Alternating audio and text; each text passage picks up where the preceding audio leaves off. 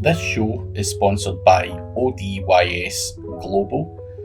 Make sure that you do sign up and get a free $100 bonus by checking out ODYS Global's Age Domains or Done For You affiliate websites.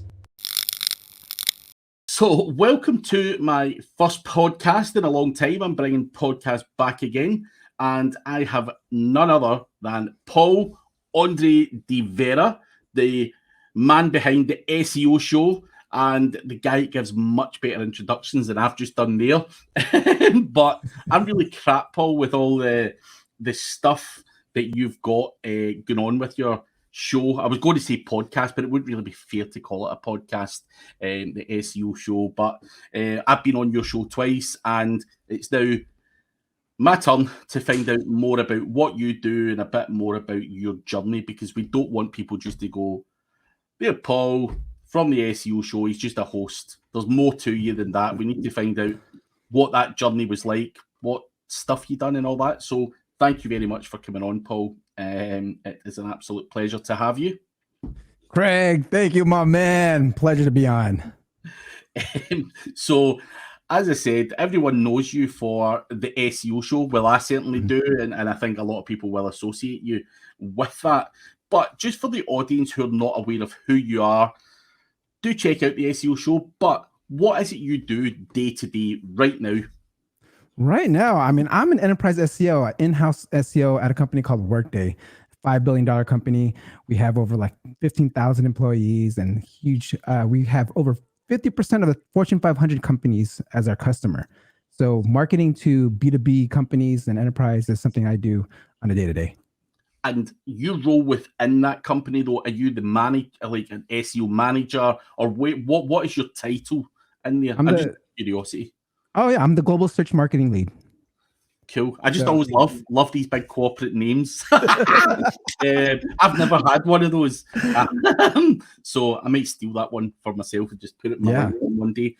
But obviously, off air, we were talking about journeys and all of that kind of stuff, and I want to dig back a bit into your journey of how you got into a company of that size. Obviously, we've all started out somewhere. So you've been in SEO around about 15 years, right?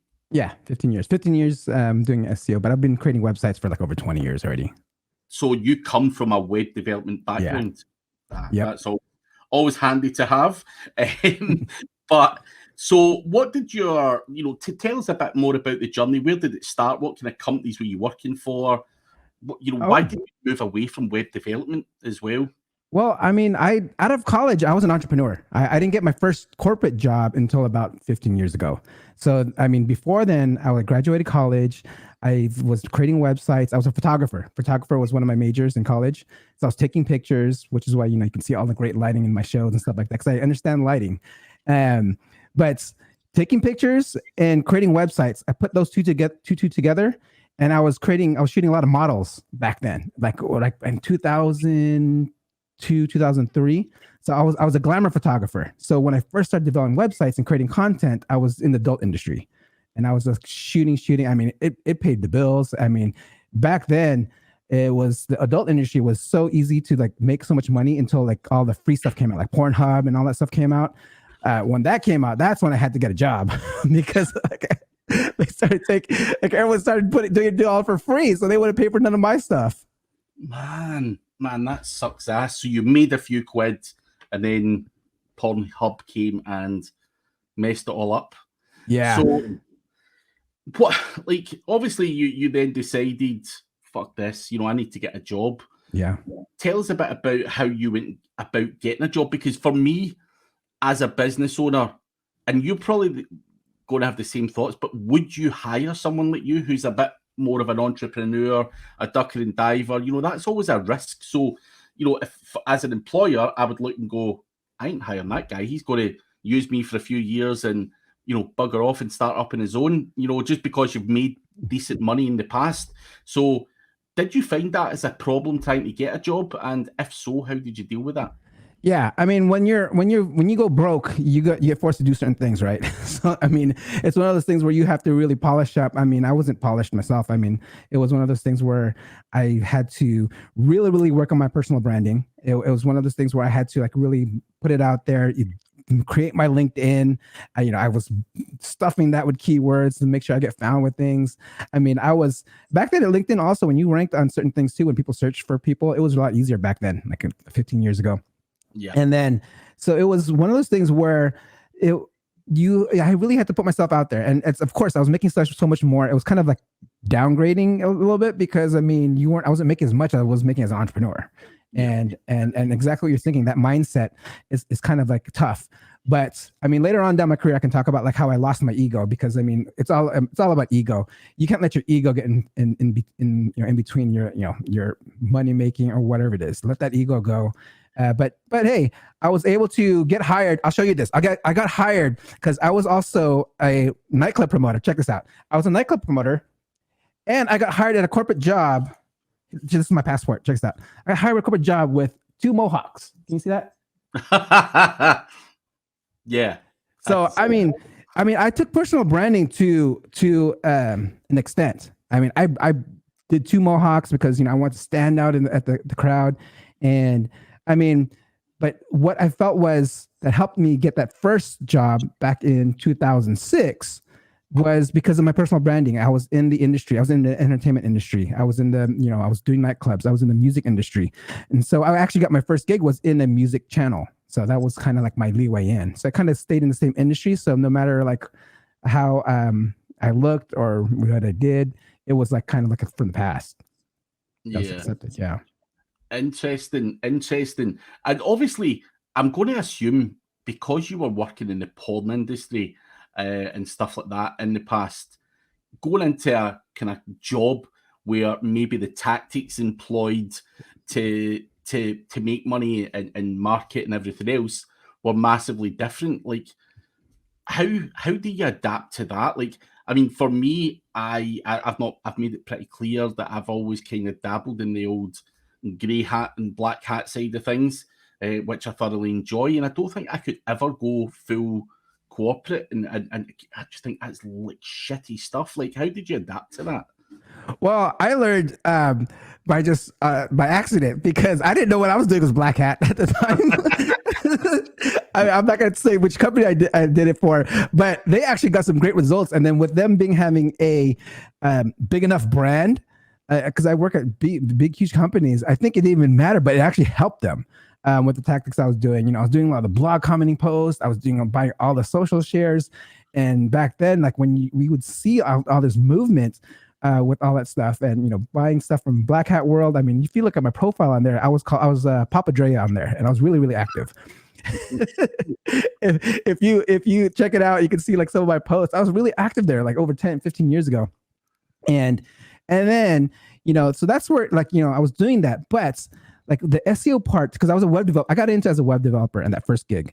And then the person I was dating at the time, the girl was telling me like she had a client. And she was saying like, hey, how much are you making as a web developer? Because I know someone that's doing SEO as well as making this amount of money.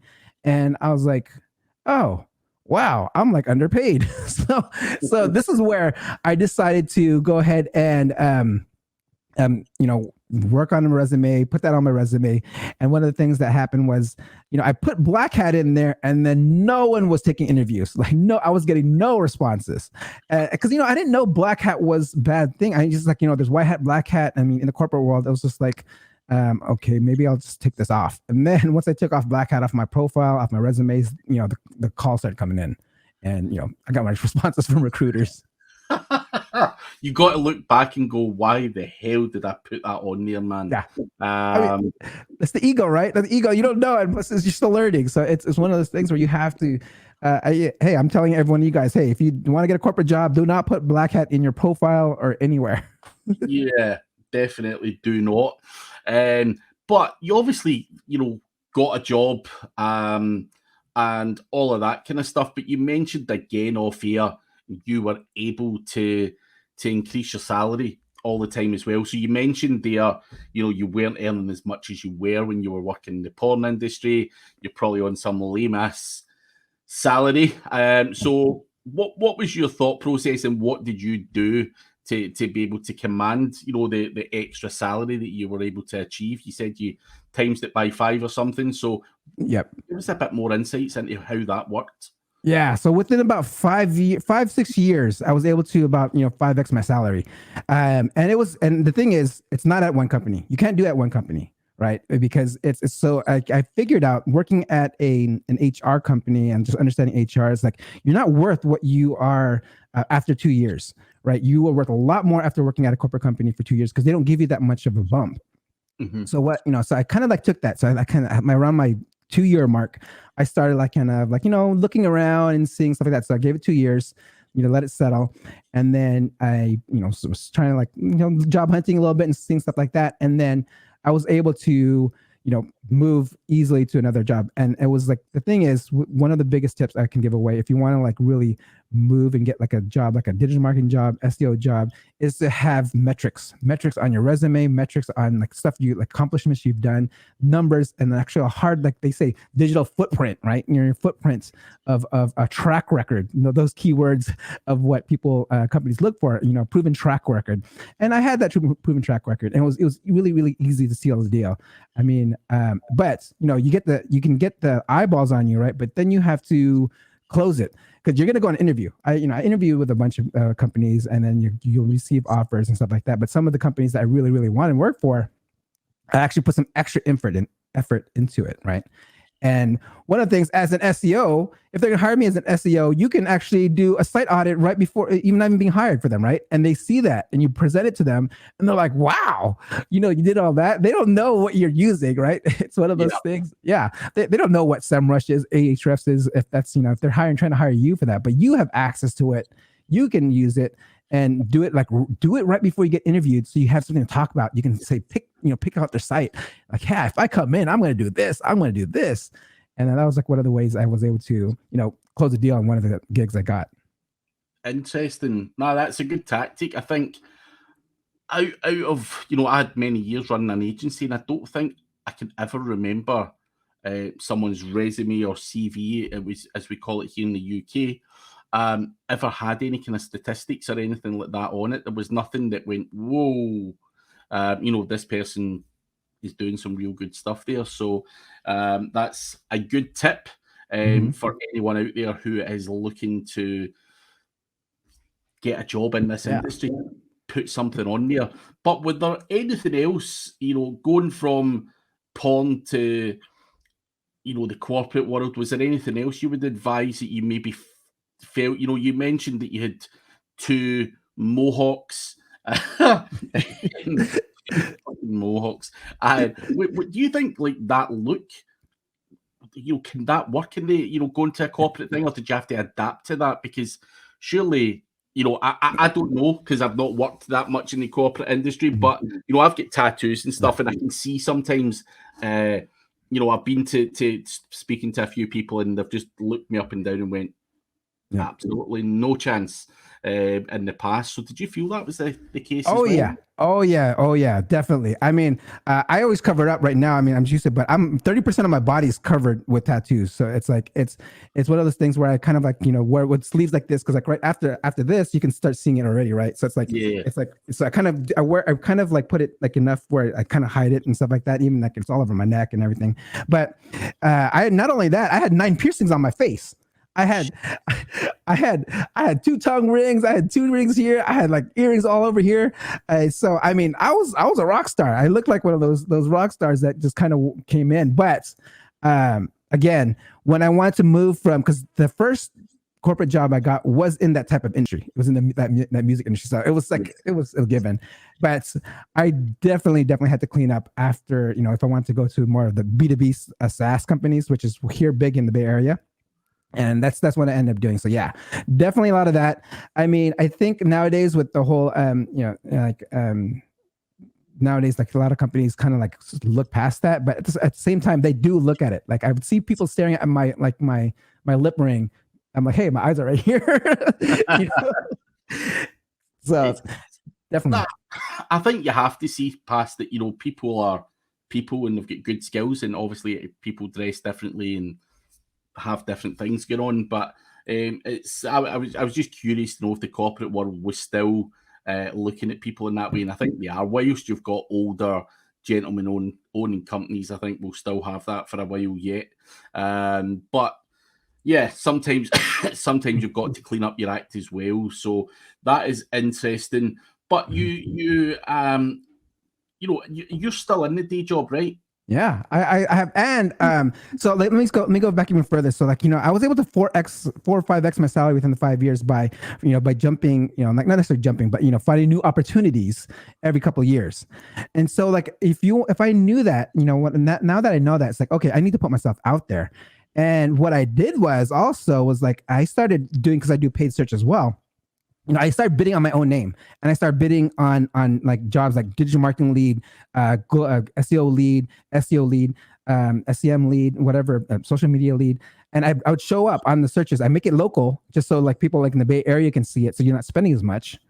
I'd bid on those keywords, and I was like, hey, I'll put an ad like hire me, as your next, paid search person, your next global marketing person. So like showing that, putting like a kind of like a billboard up just on Google itself, right? It's like it was a pretty interesting way where some recruiters saw my skills. They're like, oh wow, I actually saw you on Google, as an ad. It's like, we're actually looking for a person that can do digital marketing ads for us. And then that was one of the ways I was able to do put myself out there, right? Again, about personal branding and stuff like that, by paying for my name and the actual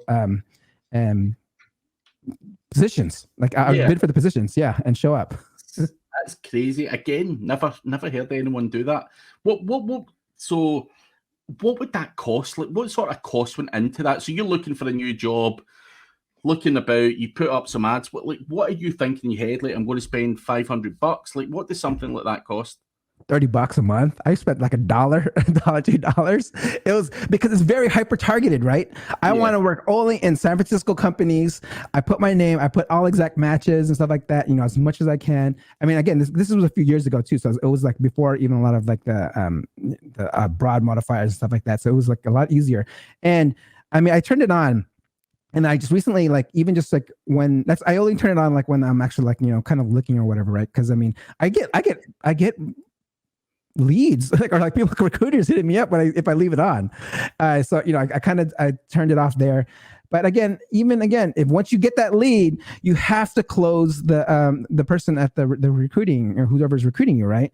And then another tactic I did was I started ranking for the position organically. So let's say if you search marketing global lead, this is the last one, the current job I'm at.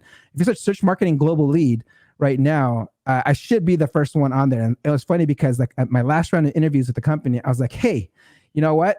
If you go ahead, I want to be your search marketing global lead. I mean, Google thinks so. So they search marketing global lead, and they're like, holy, what? How'd you do that? I was like, you want to know? Hire me and I'll do it for the company. Oh man, crazy tactics. I like them though. I like them. You've got to think outside the box. I think that's what we've got to do, because there's so many people going after these positions, and I think what you've done there is massively think outside the box to get that job and demonstrate your skills at the same time. So it's win-win. But you're still in the day job, and you mentioned earlier like you're an entrepreneur, and you've obviously been able to get your salary up to a certain level. But do you do anything on the side? Do you have side businesses, or what is the plans going forward? Are you always going to be in a day job? Well, I mean, this is kind of preference, right? If you love what you do and the company is willing to let you do it for other people, or are open to doing it for other companies, because I started SEO consulting in 2018. So I started doing, I have a 9-to-5. I was looking stuff out there. Like, there's nothing on being that 9-to-5 entrepreneur, having a 9-to-5 job and being an entrepreneur else. Cause people want to just do one or the other. It's like, hey, you can do both if you love what you do. Right. I mean, and you can get all the write-offs and all the benefits or whatever it is. But back in 2018, I decided to I was talking to my HR company and their the HR team. And they said, as long as the company is not in a competitor, you're free to have a side hustle. And that's what I did. So I started now. I mean, I'm not going to mention the companies I do for, but there are other public companies that I do SEO consulting for here in the Bay Area. And you know, you can only do it so many. Like I keep it to like 3 to 4 at most. Because obviously, yeah, you still have a 9 to 5. You still need that time. You need that client face-to-face time. I mean, it helps now that we're because my consulting business, like just blossomed last year because everyone was stuck at home, and so like I only take I don't take local clients. I only take enterprise B2B clients that I know of, right? You know, like these are people that like, and for the most part, these are people colleagues I've used to work for at other companies, and like, hey, you know, can you like do this for our company here? So it's just by network. I don't promote it. I don't do anything. I'm very, very picky on my clients. They have to understand the value of SEO because you know I charge $300 an hour just to like for my time, and then it was like if it's one of those things where and they'll book like, you know, 10 hours, you know, 20 hours here just to consult and get things done for them. So that's what's actually kind of like, you know, made things fun where I can do consulting on the side. I even have time to do the SEO video show. And I love what I do at my 9 to 5. It's SEO is fun, man. Look, I love SEO right here, right? You can see it. I do want to touch on the SEO video show as well. Yeah. You know, you're doing that. I'm assuming, you know, again, personal branding's there. Obviously, people will approach you potentially for work and everything else. But, you know, some people will argue, why is he doing that if he's in a big, you know, well-paying job? Why would you want to build a personal brand? So, like, for anyone else who's sitting in a day job, doing all right, you know, and, you know, maybe get 2 or 3 clients, why would you need to put yourself out there? What is the long-term goal and why are you doing it? Do you just enjoy it, or is there a longer term plan there? Oh, definitely a longer term plan, but I love doing it, right? I put hours into the show, right? You can tell like with the production and everything, it's not something you can just throw up and do it like right away. I mean, I have like the equipment. I actually have to learn all the stuff I was doing, right? Like I only started the show about a year ago.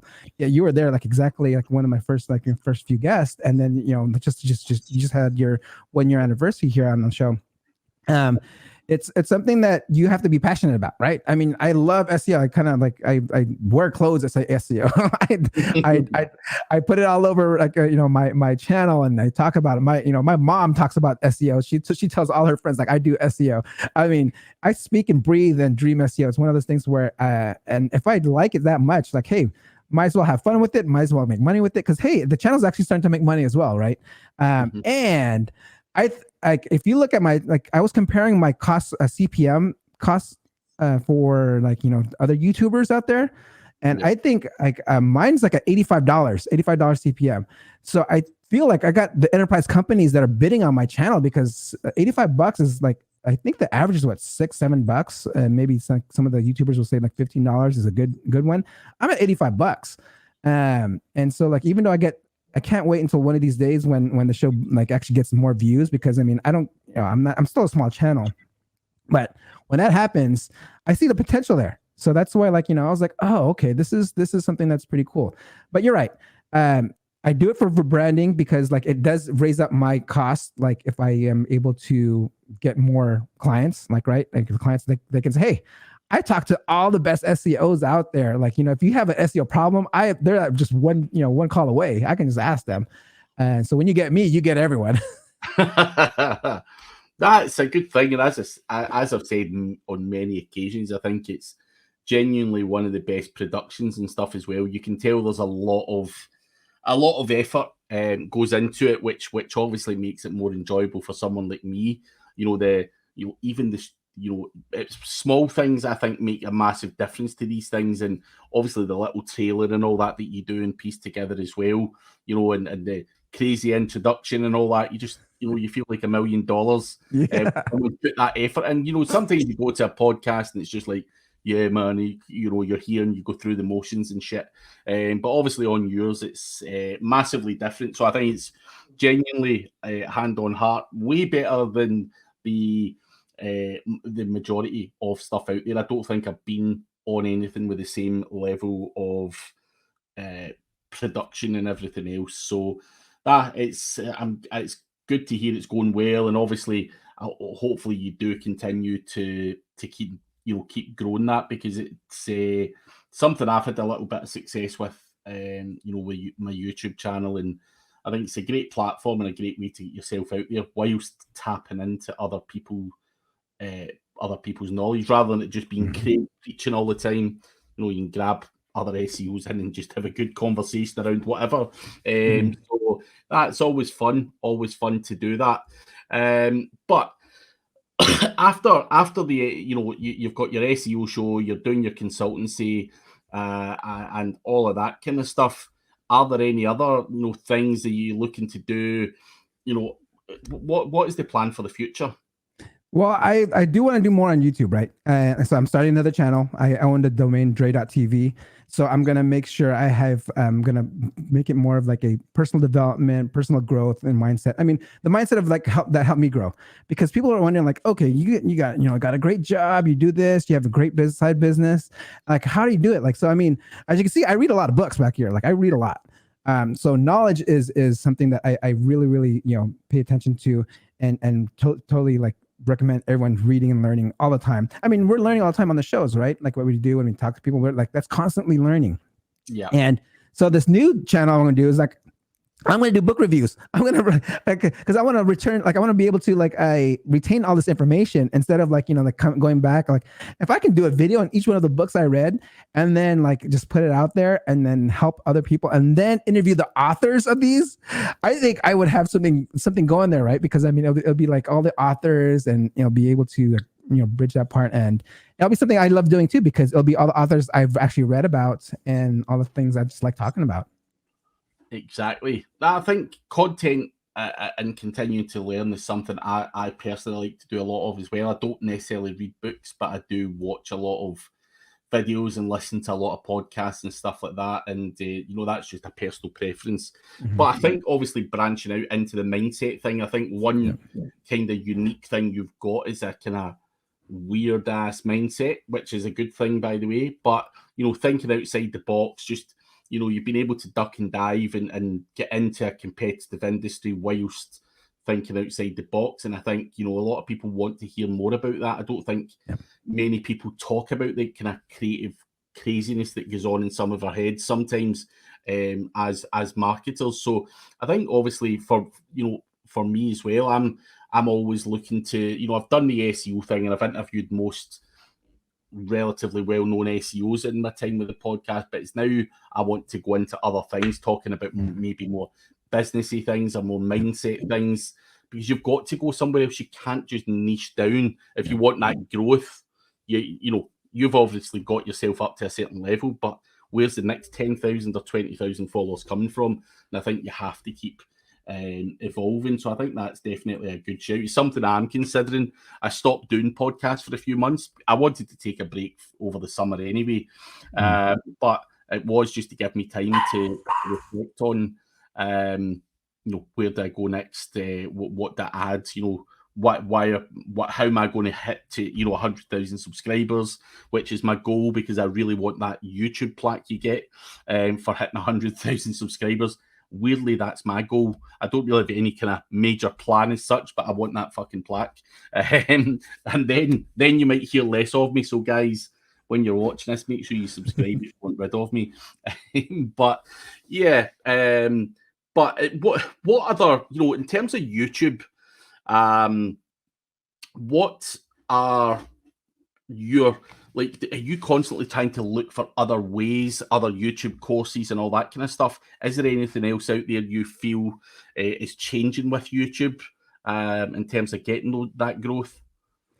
Yeah, I mean, again, you hit the nail on the coffin right there, because I mean, you have to just open up your niche, because if you're niche down, it's one of those things where you can't really, you only have a certain crowd. But if you open it up, then the growth is tremendous. And there's so many things you can do on I've figured out like the ways of how you can easily get your 4,000 watch hours and 1,000 subscribers. There's so many things out there. I mean, I'll buy every single course out there. I have everyone's. I buy it. Even Holly's. It was one of those things where I'll learn like what everyone's doing, and like from Black Hat to just like whatever, just from like the mainstream ones that put out there. And then I'm like coming up with this ideas. And like you said, I think outside the box. I'm trying to combine them somehow and how I can do these things, and I'm applying it to my new channel. So that's something like it's gonna be an experiment for this new channel. I mean, it's basically youtube.com/Paul Andre. It's like I have my own name as a YouTube channel. So I'm gonna combine all of my learnings and then run it. I'm gonna experiment for about a year maybe, and then I'll put like my own course together. Because I know like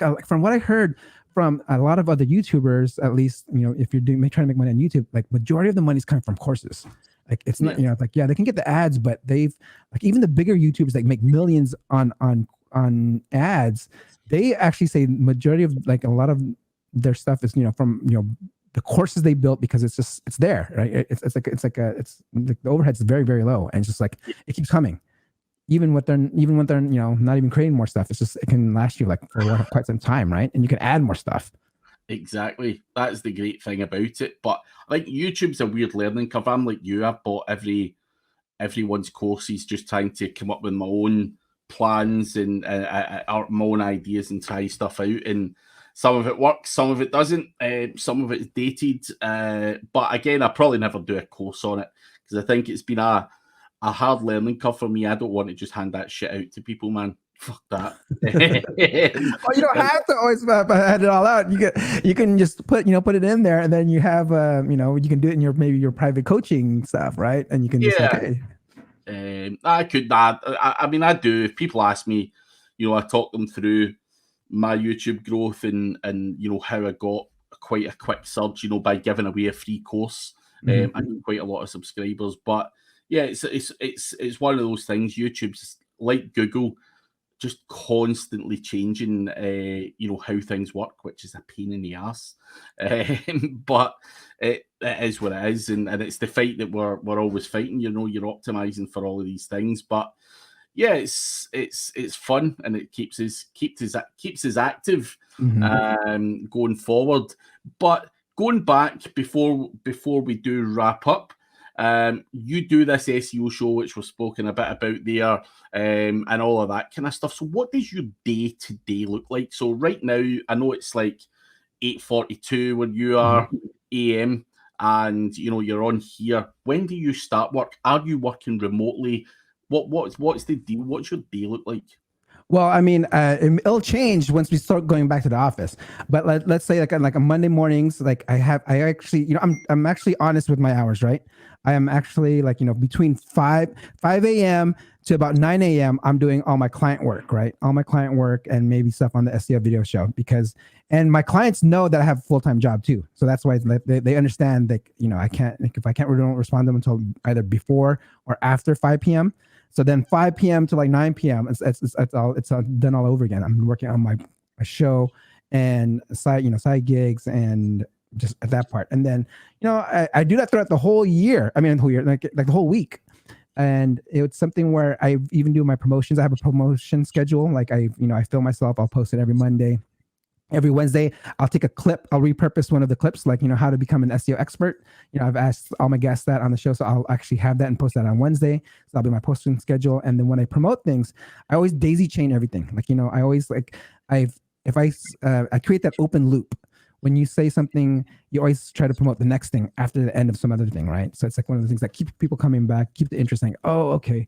So I do that throughout the whole week. And then on Friday is usually like you know, like even at my day job, we don't have no meeting Fridays. So I'm not worried about having any meetings scheduled during my scheduled time, which is why I do it at lunchtime, my time. I mean, I don't want to do it during my company's time or the company I work for. So that's why it's at 12 p.m. Pacific Standard Time on Friday, because that's the only time I won't get in trouble or anything like that doing it. Like it's my time. It's, you know, we have no meetings. I'll be open. And so that's what it is. And then I try to rest on Sundays. So I'm actually still working on Saturdays. You know, I kind of do like my certain things, but Sundays I try to keep it my time. And, you know, I mean, hard work pays off. It's one of those things where, you know, you invest in yourself, you know, it'll outperform any stock out there, right? You know, you put all that money back into you get it back tenfold. Exactly. I think you hit the nail on the head there. Invest in yourself. I think a lot of people don't invest in themselves, and that's why they're always, you know, they're always sneaking about, maybe wanting free this, free that. There's no value in not investing in yourself. You know, don't always concentrate on the kind of free things. Spend some money and try and test different things and see how it works. And that's always been a good method for me. And it clearly looks as if it's working very well for you as well. But yeah, so just finally, is your office actually opening back up? Are you ever going to get back to the office? Yeah, there's going to be a schedule where it's like, you come in. There's different types of strategy that they're going to do. They're going to have like one group of teams come in, alternate every other week, and they're going to come in like maybe just 3 times a week. But yeah, the total in corporate corporations here, or enterprises, companies here in the Bay Area, like totally changed. Like it's going to be like an alternation. I mean, but I feel like the 5-hour work week is gone. Like I don't think that's going to like happen. Like at least being in the office, going into the office, because it's you can actually get a lot more done working at home. But at the same time, I do want to see my colleagues, because I mean, being actual around people is actually a good thing. I mean, no, I'm the same. I like just having banter and stuff like that, and someone to talk to, or someone to annoy even. So you've got to have that sometimes, and I think for me, we still have our office. We signed a new lease on it, and a couple of people go in at different times, a couple of days per week just now. It's not forced, it's not whatever, but I think people do need to get out the house, and just communicate again with other human beings, which I certainly miss, or have missed in the past. As I say, I love harassing people in the office, probably more disruptive than anything. But yeah, I also find that I get a lot more done just if I've got shit to do, like, I just sit in this room, boom, boom, boom, boom, get it done, and then the rest of the day is my own. But yeah, it's interesting. I was just curious to know what your day looked like, and if guys in your area would ever get back into going to the office, because I know a lot of friends and stuff that had agencies, and they basically just ditched their offices. They're just like, we don't need an office anymore. And I'm like, I don't know if that's a wise decision or not. Just yet, I've still, but I've been fairly productive working from home. But I think me personally, I can't. I'll get lazy if I don't get out to the office now and again. So it's each to their own. Yeah, I mean, I definitely get a lot more exercise in the office because we have a gym there, we have ping pong tables, and we do all that stuff. It's something you do on a daily, so you're constantly burning calories throughout the day. And the office is big, so if you have an office like across the building, you have to walk like 2-3 blocks. It's you get a lot more exercise when you're in the office, or at least in my office, because we have like almost like a compound. It's like it's huge. Yeah, no, it definitely is. Huge. But finally, before we wrap up, Paul, where is the best place that people can get you? Is it the SEO video show, or do you have a personal website? Where do you want me to tell people to find you? You can find me on the SEO video show. I mean, I think LinkedIn's the best place to reach me. I'm on there. It's like one of those things where I feel I'm not on other social networks as most. I mean, I've started dabbling more onto Twitter because all the SEOs are on there, and that's where like a lot of my guests are on. So I've started being more active on Twitter. But LinkedIn is probably the best way to get a hold of me, reach out to me, because LinkedIn is where the money's at, right? That's where the business is played. That's where people that want your business, that want SEO, like, hey, play where you want to make the money, and like that's where it becomes your stream of income. Yeah, no, well, I'll have the links below where you can find Paul, including his SEO video show. Do check that out. There's tons of good guests, tons of information from a wide variety of different people. And if you're looking to learn more about SEO, check it out, because there is certainly a wealth of information on there. But Paul, it has been an absolute pleasure finding out more about your journey and everything else. And yeah, thank you very much for taking the time to come on. I do appreciate it, buddy. Thank you, brother. Thank you for having me on.